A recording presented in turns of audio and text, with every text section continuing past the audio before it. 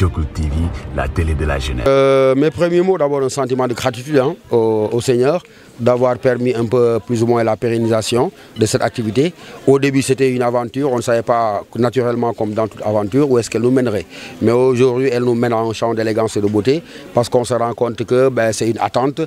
qui est celle véritablement des élèves de Rufisque. Vous pouvez faire venir n'importe qui, mais tant que Matsa n'a pas appelé et tant que le père, professeur Songué, n'a pas rejoint ses enfants de Matsa, vous pouvez faire organiser 1000 conférences. C'est cette conférence-là qui est de Matsa qui est attendue. Au point que quand Gorgui m'avait dit j'ai un peu peur, il y a un autre professeur de philosophie qui va arriver, je dis non, Songué c'est votre Songué et les élèves c'est les enfants de Songué. Quand Songué sera là, ils reviendront n'ayez crainte. Donc c'est une manière de dire que c'est un sentiment de gratitude, de remerciement à Matsa, de pérennisation de cette collaboration, mais également de satisfaction intellectuelle. Parce que lire dans les yeux des élèves de la satisfaction montre que vous n'êtes pas venu pour rien et que votre discours a servi à quelque chose. Il nous revient simplement de prier Dieu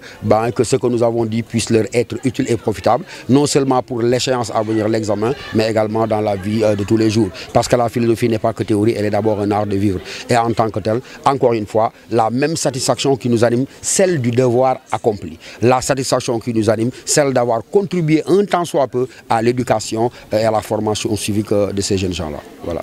Quelques conseils pour vos futurs bacheliers, vos futurs étudiants, vos fils également, à l'approche de cet examen? À l'approche de l'examen, leur dire ce que je dis un peu partout, c'est que nous apprenons mal. Et nous apprenons mal à apprendre à nos propres enfants. Donc il faudrait réformer la façon dont nous apprenons, et surtout eux, parce que je leur dis, vous êtes dans des postures dans lesquelles il est difficile pour l'esprit quand même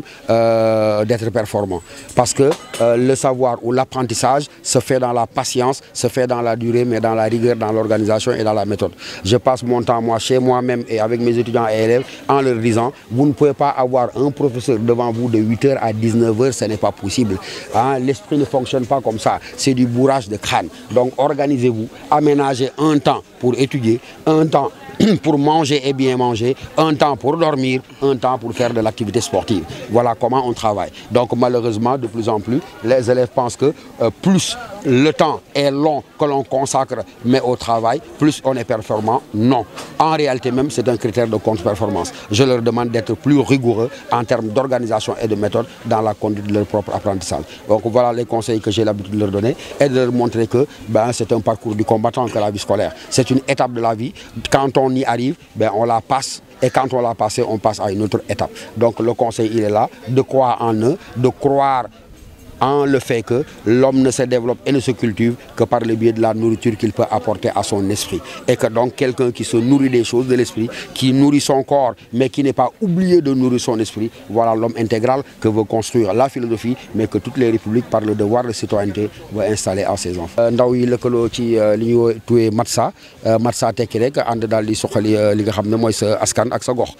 mu nekk juróomeel yoon ñuy ànd ak ñoom may wax ne samay doom lañ may am toujours mbégte di leen wuy si saa buñ ma woowee ndaxte ay ndaw yoo xam ne dogu nañ dogu bi mooy jëmale ko seen soxali ko askan waaye jëmale ko également ci nga xam ne ndaw yi seen njàng ñeel leen lool moo tax saa buñ ñu wooyee dañuy ñëw ku nekk xam na ne jeexital teewaay bi nag mooy dimbal leen ci wàllum tàggat ci li nga xam ne moo du jongante l'examen bi ñu jëm mu war a tàmbali ci ñaar at weerum sulet bi nga xam ne moom lañ dëgmal kon nag looloo waroon teewaay bi waaye yàlla def na ci jàmm benn xale yi wuy si nañ te jàpp nañ ne li nga xam ne jot nañ koo jëkki ci wàllu xam-xam as néew ñuy ñaan mu dem loo xam ne dina am jeexital ñoom ci dina leen jëriñ kon nag loolu daal moo nekk li nga xam ne mooy yëg-yëg bi ñu am mu doon loo xam ne ñun dañ ko sasoo gàccoo ko jàpp ne askan wi lim ñu jox niñ ko mën a delloo maanaam wàccoo ko ak moom mooy rek lii maanaam li nga xam ne moo di xam-xam parce que dañoo jàpp ne am penc buñ koy tabax ay ndawam ñoo koy tabax waaye ndaw ñi koy tabax day fekk mu nekk ndaw yoo xam ne ñoom ci seen bopp lañ leen tabax mais tabax leen ci yeneen anam yu dul ab xont moom mala moo ko moom ñii des leen xont da ngay jëmbat ci ñoom xam-xam bu jébbee bu màggee mu doon ay ndaw yoo xam ne ëllëg daañ mën a gàgganti dëkku yi nga xam ne moo di dëkku seen penc maanaam dañ ko jëriñ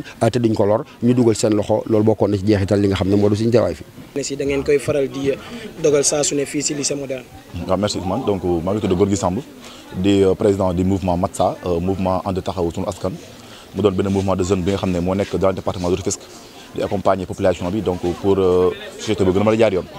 tey nag bon ñu ngi fii si amphithéâtre lycée moderne di def suñu 5e édition donc de synthèse philosophique avec notre père notre professeur donc Songo Diouf mi nga xam ne depuis 2019 ba léegi ñu ngi accompagner ay jeunes ay candidats donc yuy def bac fii si département de Rufisque donc mu doon loo xam ne njariñ li je pense que parents d'élèves yi donc élèves yi écoles yi même inspection mu ngi koy rafetlu bi nga xam ne tey ñoom nangu nañu sax ñu ngi participer donc bu baax a baax surtout de réussite donc bu candidat yi nekk Tëngéej loolu nag satisfaction la contentement la. léegi dañuy bàyyi rek nga joxe mooy pour yi nga xamante ne si mooy ñoo nekkoon seen ginnaaw daan leen jàppale. ba lii mën a am. d'accord donc journée yi moom je pense que mënul woon réussir sans partenaire parce que ku ne activité wax partenaire donc partenaire nag dañ si njëkkee nga xam ne mooy monsieur Mbaye donc borom Selu Étude bi nga xam ne tey mooy benn agence de prescription bu nekk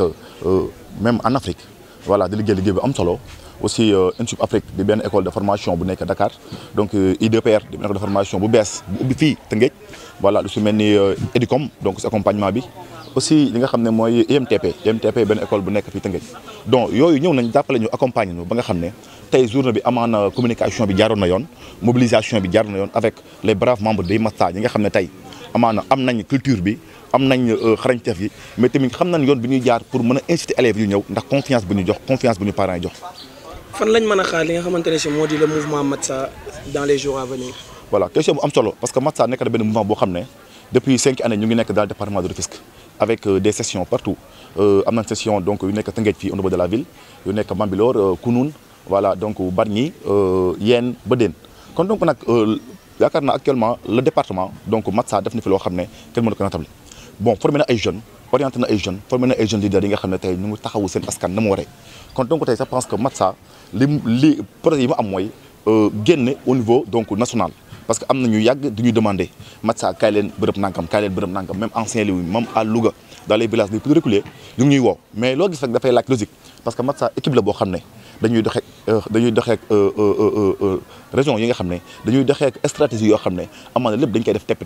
et je pense que loolu mooy suñu réussite loolu mooy suñu doole mais tamit du ñu fàtte suñu doyens yi xam ne ñooñu accompagner parce que am na doyens yoo xam ne dañoo servir dignement donc l'action sociale du Sénégal tey gis Matsa di dem ñu ñëw accompagner ñu pour une bonne réussite donc du projet. Votre dernier mot.